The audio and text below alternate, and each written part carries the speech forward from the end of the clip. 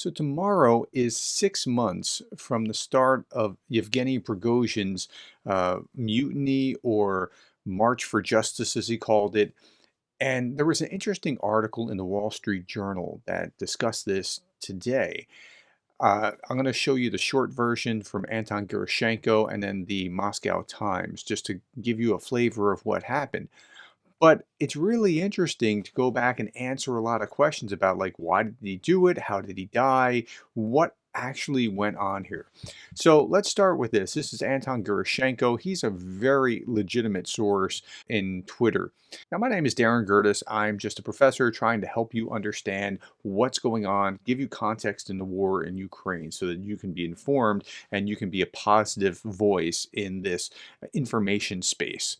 Prigozhin's murder was organized by Nikolai Patrushev, Secretary of Security Council of Russia, according to the Wall Street Journal. Patrushev warned Putin that relying on Prigozhin and his mercenaries in the war with Ukraine was giving Prigozhin more and more influence and posing a threat to the Kremlin. Now let's stop there. Putin didn't mind because if you look at the map, it was Wagner that took Bakhmut, right? It was Wagner that was actually having some success on the battlefield. In fact, here's a map of 1 year ago, what Bakhmut looked like, and here's a map of what it looked like by April. The only success that Russia had on the battlefield militarily in the last year, really, was in Bakhmut. And so Putin was listening to Prigozhin because he was actually having some success. When Prigozhin started the mutiny, Patrushev saw it as an opportunity to get rid of the PMC head permanently. Patrushev started warning Putin about the danger of Prigozhin back in the summer of 2022. Now that's well before he actually accomplished Bakhmut, but Putin didn't listen to him as the Wagnerites were making progress on the battlefield, and ultimately they were the only ones delivering progress on the battlefield. Now that changed in October of 22. Now, that's earlier in the timeline than I thought that he still had Putin's ear. Let me go back and show you. These are, if you want to see what I said about Prigozhin, and I'm only showing this because I want to show that this is what I've been saying about the guy.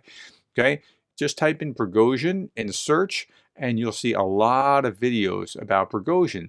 In fact, I likened him to a Kardashian, and we talked about how could he say these outrageous things. In fact, I called him Putin's mouthpiece, and I could say that because he was allowed to get away with saying things that Putin wanted said, that he was okay with at very minimum. He was doing these things that anybody else would have fallen out of a hotel balcony. And then after the plane crash, people would say, do you still believe this? No, I believe that at the time, this was still, he was still approved by the boss. Now remember, in an authoritarian system, the boss makes all the calls. And if you're saying what's in alignment with him or what he wants to be said, you're fine. If you're out of alignment with him, that's a problem. And it became a problem. But let's get back to what was in the article.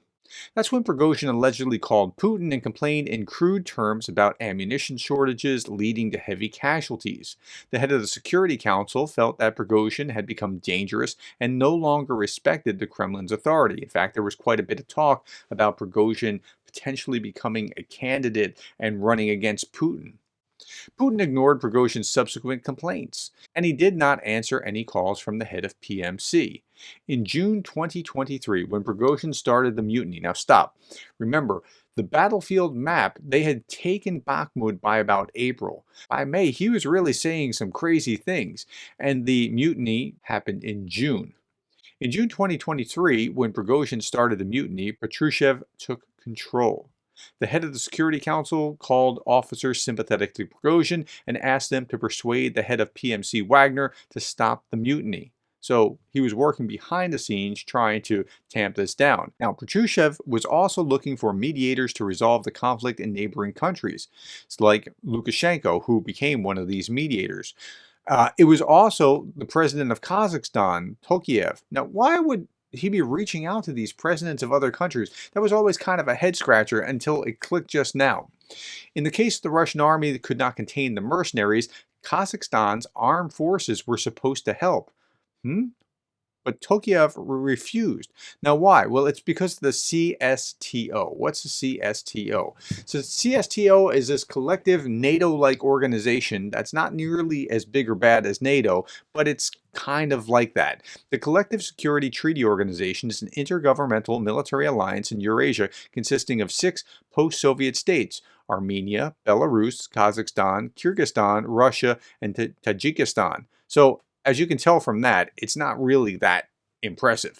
Similar to Article 5 in the NATO treaty, the Inter-American Treaty of Reciprocal Assistance, Article 4 of the Collective Security Treaty establishes that an aggression against one signatory would be perceived as an aggression against all. So Putin has gone on thinking for years that Russia, which looks like this, actually would be stronger like that. See the difference here between Russia with or without its little allies? Okay, but again, I stress they're little allies. That doesn't make Russia all that big and tough. But before the invasion of Ukraine, this organization was in existence, and theoretically it could have been called on to fight against Ukraine. So that's how the CSTO worked. After the rebellion ended, Patrushev began to develop an assassination plan. Okay.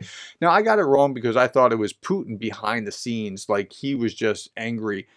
But he understood what the plans were and he went along with it anyway, which makes it really miserable when you see news articles about how he was trying to provide condolences to the family when he knew all along what was going on. Like, that's a whole different level of evil. Putin was later shown these plans and he did not object, so he knew what was going on. On August 23rd, the head of PMC waited at the airport until his plane was checked and prepared for departure. At that moment, a small bomb was planted under the wing. So we know now how it happened. Because otherwise we heard, well, maybe there was a gunshot inside. Maybe there was a grenade that went off or something along those lines. The bomb exploded about a half hour after takeoff at an altitude of 8,500 meters. All 10 people on board were killed. The Kremlin denies involvement in Prigozhin's death. Of course they do, because they deny all kinds of things and they just outright lie, and they have no problem outright lying. Okay, here's the Moscow Times talking about the same thing based on the same article in the Wall Street Journal. The Kremlin has denied a role in the deaths of Prigozhin and the rest of Wagner's leadership in August, suggesting the plane crashed after a hand grenade on board exploded. Like that was the prevailing thought at the time. His June 23-24 March of Justice saw Wagner's forces occupy the southern city of Rostov-on-Don and take control of the headquarters of Russia's southern military district. Meanwhile, with Putin in a villa far from Moscow, Patrushev searched for mediators to stop Wagner's advance toward the capital. So Putin in a villa far from Moscow, he was never going to be anywhere where he could be threatened. In fact, we tracked where his plane went at the time.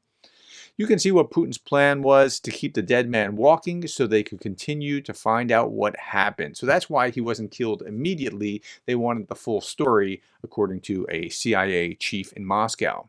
Now, this is also interesting. Patrushev is considered one of Putin's oldest and closest confidants, as the two worked together as young KGB officers in Leningrad. When Boris Yeltsin appointed Putin as his prime minister, Patrushev took over as head of the FSB. The FSB is what was the KGB in the Soviet times. Kremlin spokesperson Dmitry Peskov on Friday called the Wall Street Journal report pulp fiction.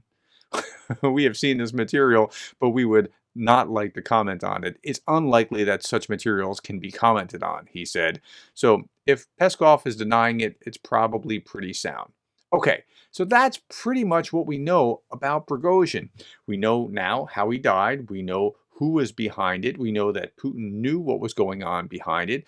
And we just kind of filled in a lot of the details about his life and his death.